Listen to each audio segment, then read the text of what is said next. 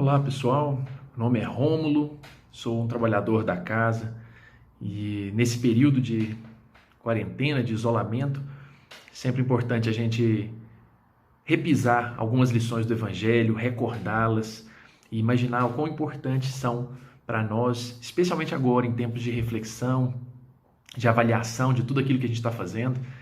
Então, nossa conversa hoje é um pouco sobre isso, tratar o Evangelho todo dia, como é que é, na verdade, viver um pouco desse Evangelho em tempos assim, em que nós estamos um pouco mais fechados, reclusos, ter a chance de avaliar as nossas ações. Então, em grupo, é importante nós lembrarmos que o próprio Livro dos Espíritos nos menciona, na pergunta 768, que nós somos seres feitos para vivermos juntos. Os homens foram feitos, segundo os Espíritos, para viver em sociedade. Então, essa perspectiva agora nos coloca numa situação de imaginarmos como viver em sociedade. Qual é a forma de avaliarmos a maneira como estamos procedendo com essa sociedade? Porque conviver, viver em sociedade, não é simplesmente estar nela, é também fazer algo por ela. E o que temos feito? Como temos reagido ante as situações do mundo? Temos, na verdade, criado ainda mais alvoroço, criado mais cisânias e dificuldades, ou temos buscado de alguma forma harmonizar, tratar as pessoas com carinho, obviamente, com a dedicação que cada uma delas merece, respeitando e agindo com a caridade devida? Jesus tem uma passagem muito curiosa, quando ele faz, na verdade, a cura da garotinha de 12 anos. As pessoas estão ali prontas, então, quer dizer, Jesus acaba de curar e quando o faz, ele faz um pedido curioso ao final, no Evangelho de Marcos, isso fica bem claro lá, quando ele pede para as pessoas darem de comer à menina. Que situação interessante, porque ele, que havia acabado de curá-la de uma grande doença, pede às pessoas para dar-lhe comida. Ele mesmo poderia ter feito isso.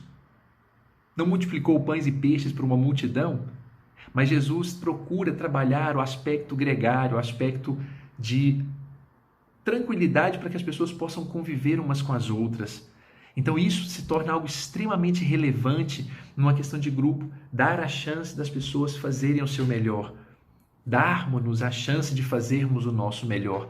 Essa situaçãozinha corriqueira do dia a dia mostra que nós podemos ser úteis em grupo com coisas muito pequenas, levando a comida, levando uma água, ligando muitas vezes um ventilador para aquela pessoa que precisa, ou mesmo fazendo-lhe uma companhia no momento em que se sente que ela está um pouco solitária.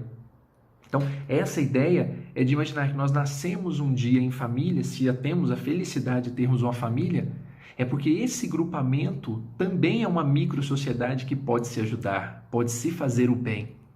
Nessa mesma pegada, se nós pensarmos esse critério de caridade, fazer a caridade, um dos exemplos mais belos, né, que Jesus nos deixa é, sem dúvida, aí, a parábola, né, em que o bom samaritano se aproxima, e isso é interessante porque o trecho bíblico não deixa dúvidas. Todos os personagens que ali estavam, né, passa-se antes o sacerdote, o levita, e quando vem o samaritano, ele vê e move-se de íntima compaixão.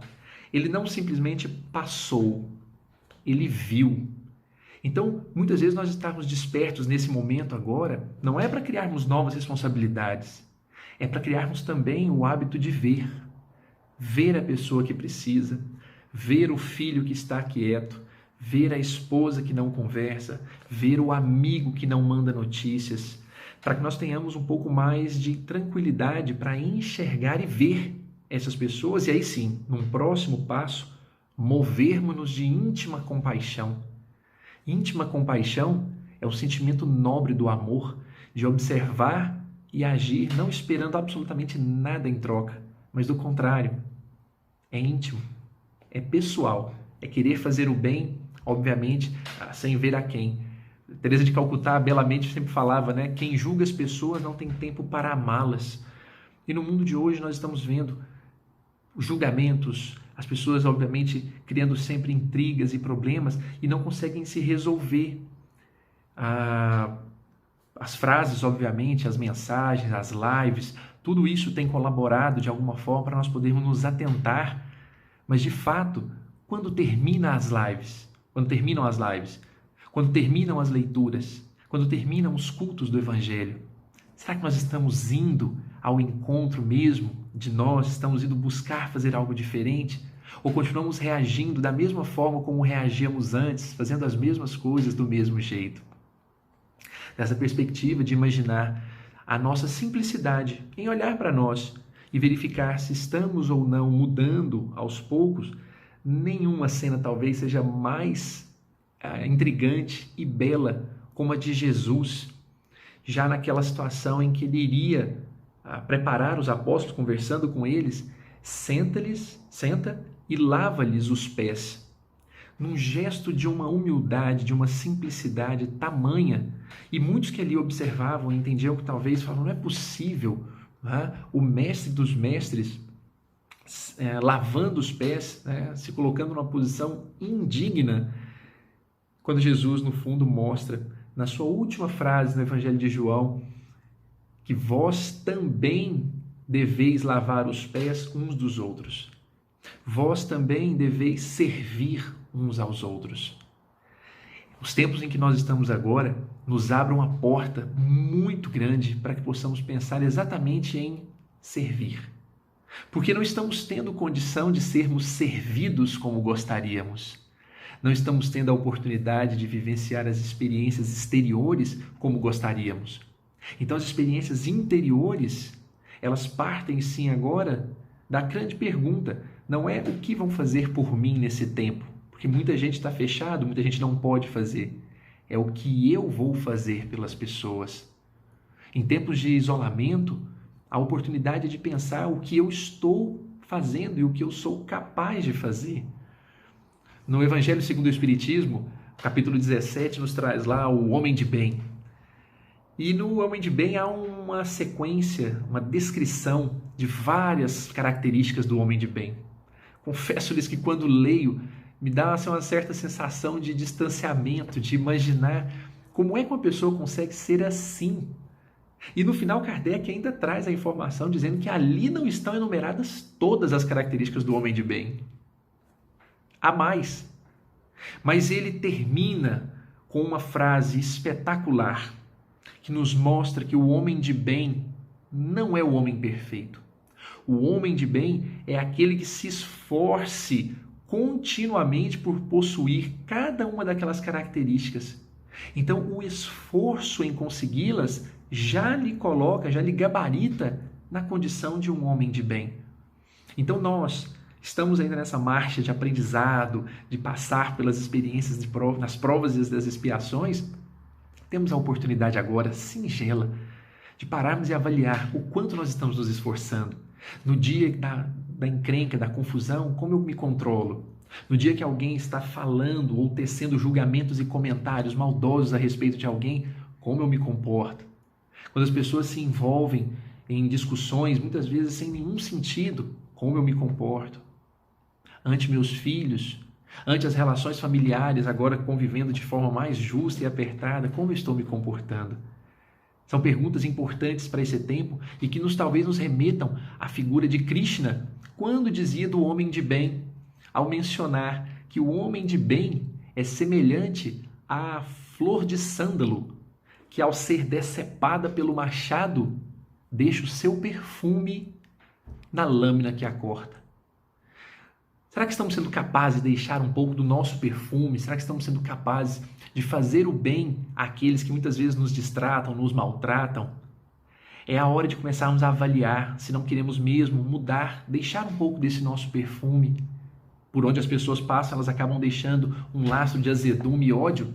Nós podemos talvez converter isso em diferenças, para que diminua seu sofrimento. E o Evangelho, obviamente, fala também sobre a perspectiva do sofrimento. Quando nós vemos, por exemplo, o cego, um dos cegos que Jesus curou, ali é dito, os apóstolos perguntam a Jesus, quem é que pecou? Quem fez o mal? Ele ou seus pais, para que nele se manifestasse assim? E Jesus diz, nenhum e nem outro. Ele é cego assim, para que nele se manifeste as coisas de Deus. Então o sofrimento nem sempre é, na verdade, uma percepção de karma, ou que venha, na verdade, por meio da lei de causa e efeito, trazer um reflexo.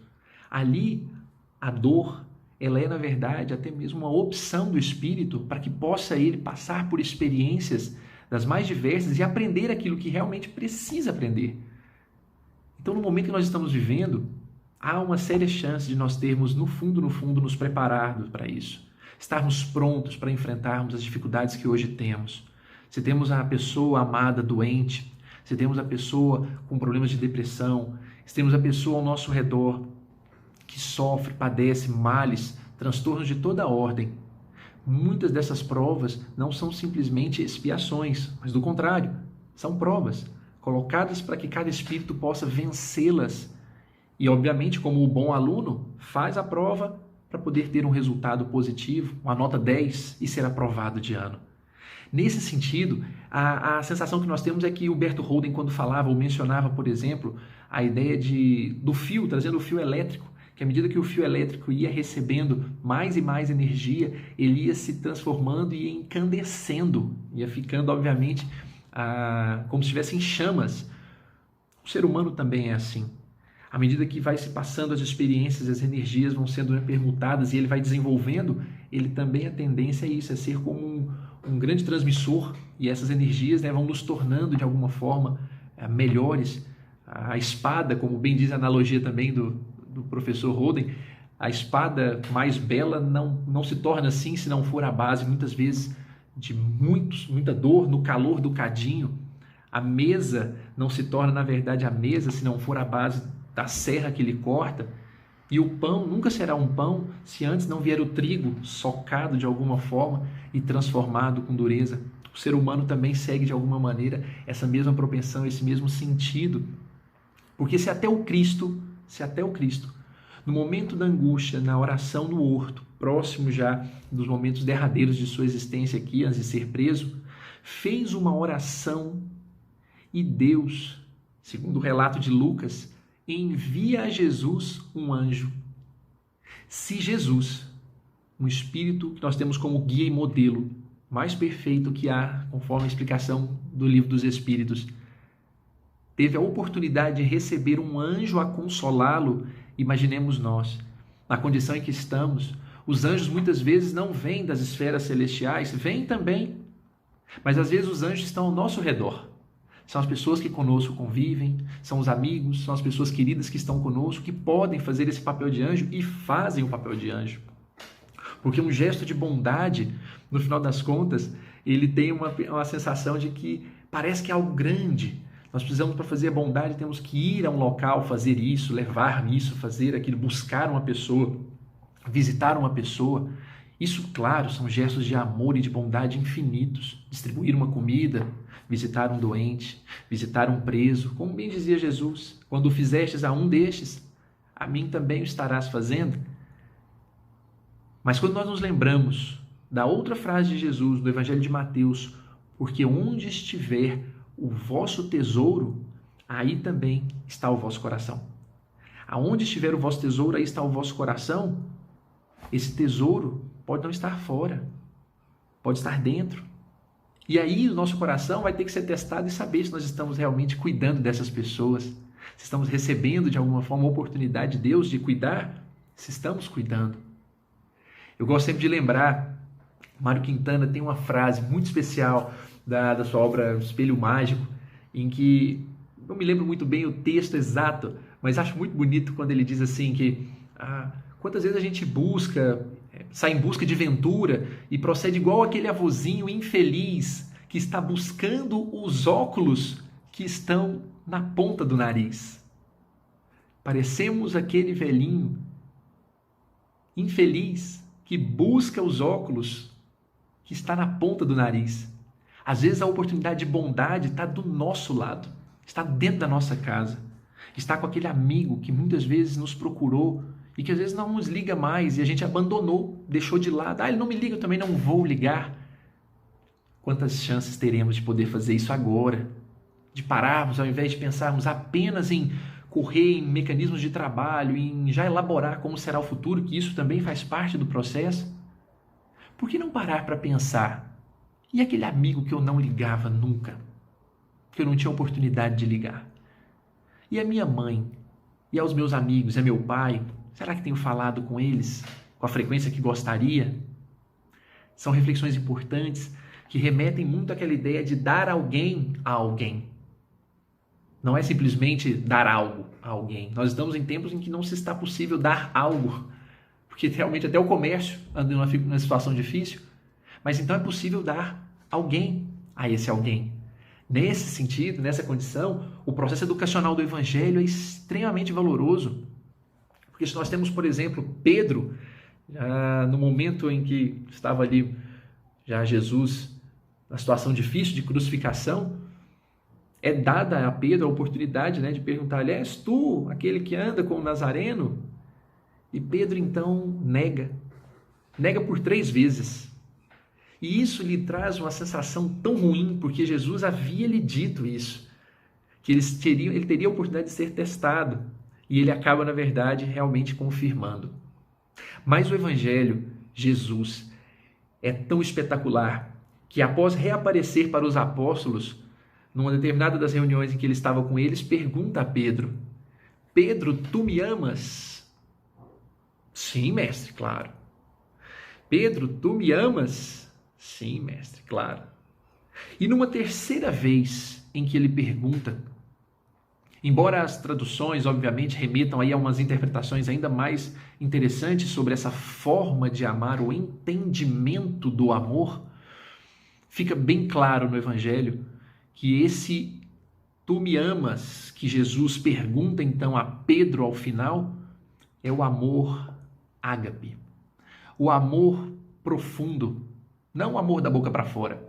E nessa hora, Pedro então diz sim. Mas lá no fundo fica sentido, porque percebe, na verdade, não que Jesus o está testando para saber, mas porque ele, na verdade, estava descobrindo esse novo amor, essa forma maravilhosa de amar as pessoas, que não depende de reciprocidade, que não depende de quaisquer outros fatores, visual, exterior. É o que os gregos chamavam de alteridade, o amar independente ou apesar de qualquer coisa, não se espera nada em troca. Esse amor de alteridade, ele é transformado aos poucos à medida que nós vamos começando a perceber que nós não vamos mudar as pessoas. As pessoas vão ser amadas por nós do jeito que elas são, como elas são. Essa é a grande magia do Evangelho, de mostrar-nos a possibilidade de não condicionarmos o nosso amor. E nesse sentido, a parábola do semeador, por exemplo, vem nos trazer uma situação primorosa para a nossa reflexão. Que tipo de terra eu sou nesse momento? Que tipo de solo eu sou para esse instante? Nesse pensamento, nessa reflexão, nós temos condição de imaginar, se nós ainda não somos capazes de amar incondicionalmente, então quais as condições eu estou estipulando para amar? Que me respeite? Que faça como eu quero? Essas questões nos remetem, na verdade, a imaginarmos que nós precisamos passar necessariamente, se somos um tipo de terra, todos nós vamos ter que passar por algum tipo de arado. E esse arado, ele pode ser para sulcar com mais intensidade a terra ou menos. Basta um pequeno rastelo para já resolver o problema ou não. Um arado desses mecânicos bastante profundo que mexe e remexe a terra para valer. Talvez nós estejamos agora coletivamente num arado um pouco mais intenso, precisando dele, para que possamos, na verdade, refletir e verificar se nós não estávamos terra dura, se não estávamos à beira do caminho e tendo a chance, então, de avaliarmos-nos para aprendermos a amar. Nós estamos numa grande, profunda aula sobre o amor. E sobre o amor, me remete a uma pequena história que eu aprendi certa vez e que achei de forma muito especial e delicada a falar a respeito dela. Dizia um casal que completava bodas de prata E era um casal muito simples, que não tinha condições, posses materiais muito grandes. E ele então um dia saiu, no dia do aniversário de casamento, entristecido porque o seu trabalho, ele era um vendedor de fumo, saiu preocupado porque não sabia o que iria comprar para a esposa. Ela que não tinha hábitos muito caros, era uma pessoa muito humilde, mas tinha uma coisa que ela gostava bastante. Ela gostava muito de escovar os cabelos quando terminava o seu banho, que tinha os cabelos longos e gostava de fazer esse movimento, ficava ali alguns minutos fazendo com imenso prazer. Ele então foi à rua e resolveu comprar para ela então uma nova escova de cabelo, só que não tinha dinheiro para fazê-lo, as vendas não estavam boas. Pois ele então resolveu vender o seu cachimbo, uma herança que tinha consigo, algo tão valioso, mas que para ele naquela hora era o bem mais caro que tinha em mãos e que poderia dar à venda para poder juntar o dinheiro e comprar-lhe a escova. Assim o fez. No final do dia voltou para casa, viu a mesa bem posta e ali naquela condição entrou então em casa e viu a esposa carinhosamente, como sempre havia, sentada, mas com um detalhe, estava agora com um turbante à cabeça. E esse turbante à cabeça, ele achou engraçado, um lenço que vinha à sua cabeça. Naquela hora, ele sentou-se com ela e disse-lhe, entregando-lhe a caixa, olha meu amor, comprei para você uma escova. E ela começou a rir imensamente e tirou o lenço. E para o seu espanto, aquele cabelo gigante não estava lá mais. Ela vira-se então para o marido e diz, meu amado, hoje, na impossibilidade de dar-lhe algo, fui até o salão, mandei que raspasse os meus cabelos, para que eu os vendesse e pudesse então comprar para você o melhor fumo, para que você pudesse então ter o seu momento de prazer, como sempre o faz aqui aos finais de tarde. Naquela hora, ambos olharam um para o outro e riram profundamente, porque no final das contas, ele estava ali agora com fumo sem cachimbo, ela com escova e sem cabelo. Mas perceberam no fundo que o grande presente não estava ali embrulhado em nada. O grande presente eram eles mesmos. Estavam se dando um para o outro. Estavam se entregando um para o outro. É esse o amor que nós vamos aos poucos aprendendo a realizar. O amor que é capaz de abrir mão, como Bezerra de Menezes o fez na sua famosa história, ao abrir mão do seu anel de formatura para auxiliar. Como outros tantos exemplos de pessoas que abriram mão dos bens para que pudessem dar-se a alguém. Nesse sentido, é tudo uma questão de escolha. Essas pessoas de bom coração, as pessoas que amam verdadeiramente, estão por aí. Elas já caminham conosco. Os recados vêm de diversas formas. Quando nós vimos Martin Luther King dizer, o que me preocupa não é o grito dos violentos, mas é o silêncio das pessoas que têm ética, de caráter. Isso o preocupava. O Livro dos Espíritos fala basicamente a mesma coisa. Inclusive na pergunta 932, a resposta dos Espíritos trabalha no mesmo sentido. Que a ideia de que os maus ainda de alguma forma tomam conta ou sobrepujam-se, é porque na verdade os bons estão no momento de fraqueza. Mas quando estes o quiserem, preponderarão. Quando estes o quiserem, preponderarão. Quando as pessoas de bem, os homens de bem, de fato, quiserem, vão preponderar. Por isso Gandhi já mencionava, né? Seja você a mudança que quer ver no mundo. Começa por esse trabalho. Começa por essa modificação. Começa por esses tempos nessas aulas de amor. Porque lá na frente, como diz Emmanuel, o cristão sem espírito de sacrifício, por hora nós estamos aprendendo para que esse sacrifício, na verdade, apareça de fato, é como lâmpada morta no santuário do Evangelho. O cristão sem espírito de sacrifício é como lâmpada morta no santuário do Evangelho. É nesse sentido que a vivência do Evangelho, então, dia a dia, nos remete sempre àquela ideia de Jesus. Não vos preocupeis com o que tendes de comer, vestir ou beber. Isso os gentios também o fazem. O Pai conhece vossas necessidades. Então buscai primeiro as coisas do reino dos céus e as outras coisas vos serão dadas por acréscimo. Buscar as coisas do reino dos céus não é simplesmente, como muitos mal interpretam, ficar em oração o dia todo, ou ficar em meditação o dia todo, ou ficar em reflexão o dia todo. É agir, é sair, é fazer aquilo que nós estamos aprendendo.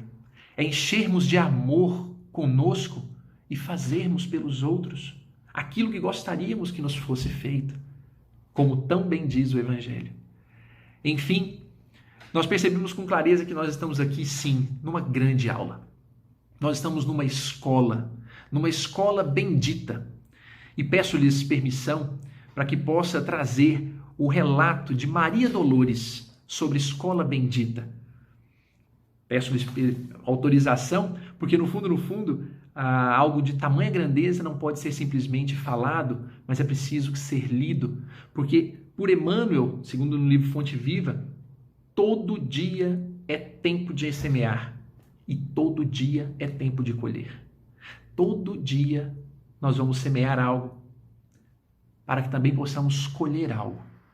Essa escola diz assim, Maria Dolores: quem vê a terra de longe nota que o orbe no espaço recorda um comboio de aço, varando os céus na amplidão, em trilhos de mar e terra, conquanto em linha disforme, formando o comboio enorme, cada cidade é um vagão. Contemplo esse trem-escola, conduzindo várias classes, em salões de muitas faces, cada pessoa é aprendiz. Todo viajor nessa nave, em nome da luz divina, luta, sofre e raciocina, aprendendo a ser feliz. Cada qual em seu refúgio, seja palácio ou choupana, recebe da escola humana as lições do eterno bem. Cada aluno está restrito ao progresso em que se marca, até que enfim desembarca nas plataformas do além. Alma querida, prossegue no educandário sublime, que nada te desanime nos dias de prova e dor. Quem conquista as notas altas, quem mais se alteia e merece, e quem mais serve se esquece na sementeira do amor. Que nós possamos lembrar das palavras de Maria Dolores, procurando realmente integrar a esta aula que agora estamos vivendo, a lembrarmos carinhosamente que um pouco do nosso fermento leveda a massa toda. Nós não vamos transformar o mundo ao nosso redor, todo ele, mas se nos dedicarmos carinhosamente a mudarmos, como dizia um amigo meu, 1,5 metro perto de mim, e vejam que se obviamente hoje estamos tendo a recomendação de ficarmos a alguma distância de 1,5 metro a 2 metros de distância de alguém, nós podemos mudar, não é o outro. Definitivamente nós estamos no tempo em que nós vamos mudar a nós mesmos. Olhando com carinho e serenidade para essa bendita escola em que vivemos e tendo a certeza de que não estamos sozinhos. E mais do que isso, para cada ato, para cada gesto, para cada sementeira que plantarmos, seja no silêncio, seja na reflexão, seja no estudo, seja no trabalho, seja no carinho que dedicamos às pessoas, isso passa a ter reflexos um tanto maiores. Porque segundo o pensamento oriental, nós somos incapazes de saber, como já vi algumas vezes nosso companheiro Haroldo mencionando em uma de suas preleções, nós nunca vamos saber quantos pés de laranja existem dentro de uma semente. Nós sabemos, obviamente, né? Quantas sementes existem dentro de uma laranja. Mas quantas laranjas vão nascer de uma semente, nós não sabemos. Que possamos plantar e plantar. Porque a colheita vem mais à frente e, com certeza, muito mais cheia de amor. Um grande abraço a todos, muito obrigado e que Deus possa nos iluminar nessa etapa e nas próximas que a vida nos reserva.